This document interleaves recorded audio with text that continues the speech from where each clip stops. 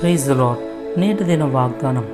అతడు శ్రమలో ఉన్నప్పుడు తన దేవుడైన యెహోవాను బతిమాలుకొని తన పితరుల దేవుని సన్నిధిని తన్ను తాను బహుగా తగ్గించుకున్నాడు.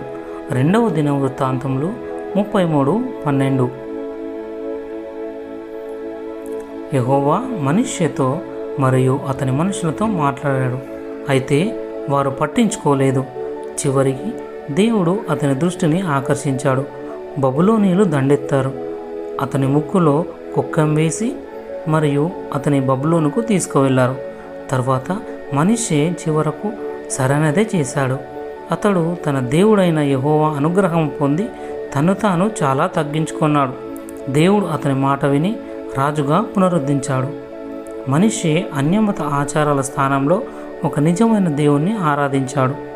మీ విచారాలు మిమ్మల్ని తినివేయడానికి బెదిరిస్తున్నాయా?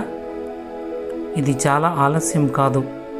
పశ్చాత్తాపంతో మన విశ్వాసపూర్వకమైన ప్రార్థనను దేవుడు వింటాడు. నీకు ఏ విచారాలు ఉన్నాయి? వాటిని విమోచించి మరియు ఆయనను సేవించడానికి నేను ఉపయోగించుకొనివ్వడం చేత నీవు దేవుణ్ణి ఏ విధంగా గణపరచవచ్చు? ప్రార్థన. తండ్రి, నా యథార్థమైన ప్రార్థనను వినడానికి నువ్వు ఎల్లప్పుడూ సిద్ధంగా ఉన్నందుకు నీకు వందనములు. యేసయ్య నామంలో ప్రార్థిస్తున్నాం తండ్రి. ఆమెన్.